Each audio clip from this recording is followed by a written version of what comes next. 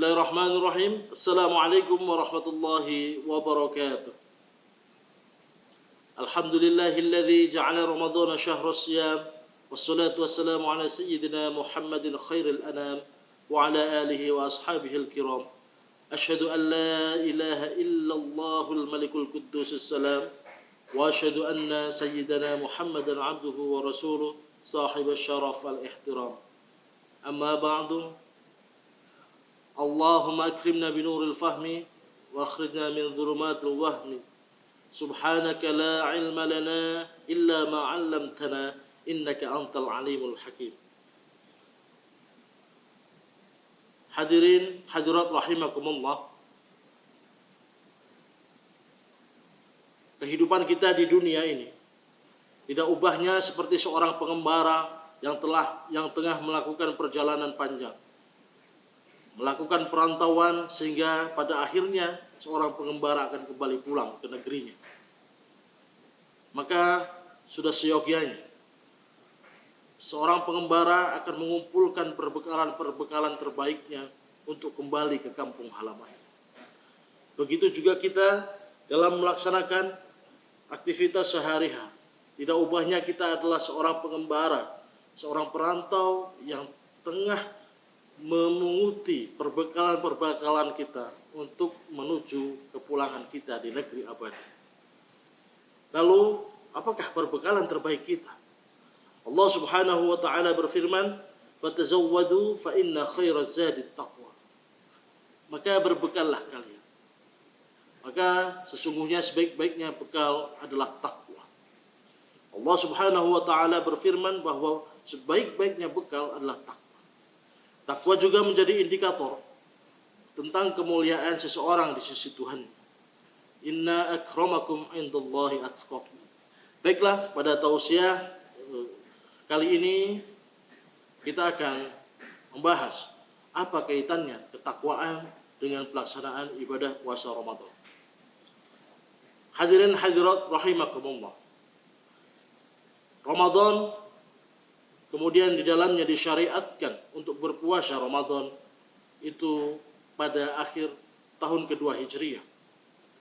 Tepatnya pada akhir bulan Sya'ban, Allah menurunkan ayat surah Quran surah Al-Baqarah ayat 183 yang berbunyi, Ya ayyuhalladzina amanu kutiba alaikumus syiyam kama kutiba alal ladzina min qablikum la'allakum tattaqun.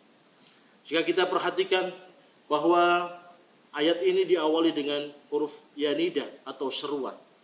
Yang munada atau yang diseru pada ayat inilah ya ayyuhalladzina amanu. Sehingga para sahabat mengatakan, apabila ayat yang diawali akan menyampaikan perintah yang diawali dengan lafaz ya ayyuhalladzina amanu, maka pasang telinga kita, pasang hati kita. Karena pasti yang akan diperintahkan kepada kita atau kepada umat Muhammad akan mendatangkan maslahat baik dunia maupun di akhirat. Apa yang disyariatkan? Kutiba alaikumus syiyam. Allah memerintahkan puasa dengan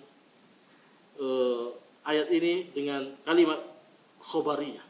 Walaupun isinya adalah perintah, tapi Allah tidak mengatakan sumu, berpuasalah. Sebagaimana Allah memerintahkan kewajiban solat dan zakat, wa aqimus solata wa atuz zakat. Tapi Allah menggunakan informasi, menggunakan kalimat khabariyah, kutiba alaikumus syiyam, dan menggunakan fi'il majhul. Dan menurut para ulama, hikmah daripada ini adalah bahwa yang disyariatkan, yang diperintahkan itu adalah sesuatu yang sudah masyhur, sesuatu yang sudah dikenal di kalangan umat. Ini terbukti bahwa puasa bukanlah ibadah yang baru, melainkan sudah pernah disyariatkan kepada umat-umat terdahulu. Kutiba alaikumus syiyam. Asyam menurut bahasa, asyam mempunyai dua masdar, soma yasumu saum, soma yasumu syiyam. Tapi menurut para ulama fikih sama, duanya adalah masdarani. Duanya adalah dua masdar yang maknaha al-imsak. Lugatan al-imsak. Puasa dalam arti bahasa adalah menahan dari sesuatu apapun. Orang yang tidak berbicara seharian penuh, dia telah berpuasa. berpuasa untuk tidak berbicara. Orang yang menahan untuk tidak tidur semalaman itulah orang yang berpuasa. Berpuasa untuk tidak tidur. Puasa dalam pengertian bahasa. Hal ini pernah digambarkan oleh Allah Subhanahu wa taala, "Inni nadzartu lirrahman wa lan ukallima yauma insiya." Saya bernadar kepada Allah Subhanahu wa taala yang Maha Rahman bahwa hari ini saya tidak akan berbicara kepada manusia. Ini adalah puasa Siti Maryam untuk tidak berbicara. Puasa dalam arti bahasa. Sedangkan puasa dalam menurut istilah syariat adalah al-imsak, menahan 'anil muftirat min tulu'il fajr ila ghurubisy syams. Biniyatin makhsus. Puasa adalah menahan diri dari sesuatu yang membatalkan, dari sejak terbit fajar hingga terbenam matahari, dengan niat yang dikhususkan, dengan niat khusus. Itu namanya puasa menurut syariat. Selanjutnya ayat ini berbunyi, kama kutiba 'alal ladzina min qablikum. Sebagaimana puasa ini juga telah diwajibkan pada umat-umat terdahulu. Sejak Nabi Adam bahkan ya, sejak Nabi Adam dan para ahli kitab Yahudi, Nasrani, semuanya pernah disyariatkan untuk melakukan puasa. Hanya mungkin teknis pelaksanaan ibadahnya yang tidak sama dengan umat Muhammad. Dan yang paling penting penutup daripada ayat ini adalah la'allakum tattaqun. Ini adalah puncak dari pelaksanaan setelah kita melaksanakan rangkaian ibadah puasa Ramadan, yaitu la'allakum tattaqun, agar kalian bertakwa. Sedangkan lafaz la'alla ketika masuk di dalam Al-Quran maknanya bukan lagi taroji tapi tahqiq, bukan lagi pengharapan tapi justru adalah tahqiq, yakin, kepastian. Orang yang sudah benar berpuasanya, orang yang sudah benar melaksanakan rangkaian-rangkaian ibadah puasa Ramadan, maka pasti dia akan menjadi manusia-manusia yang bertakwa. Nah, ini kaitannya dengan yang tadi saya sebutkan, bahwa kaitan antara antara puasa dengan ketakwaan. Kenapa puasa bisa menghantarkan manusia menjadi orang yang bertakwa? Takwa itu musuh terbesarnya adalah hawa nafsu. Dan ketika kita berpuasa, maka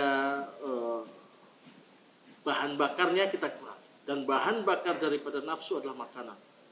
Bahan bakar dari nafsu adalah makanan. Sehingga ketika makanannya kita kontrol, makanannya kita kurangi, nafsu maka akan lemah.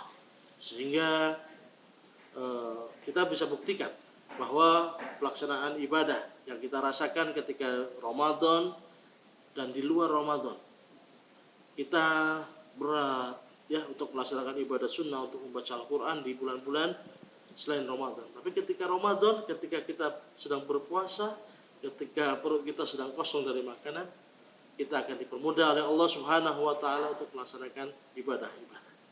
Ini bukti bahwa hawa nafsu dapat dilemahkan dengan cara mengurangi makanan, yang pada akhirnya akan melahirkan ketakwaan, ketaatan kepada Allah Subhanahu wa taala. Hadirin hadirat rahimakumullah. Demikianlah tausiah singkat yang dapat saya sampaikan.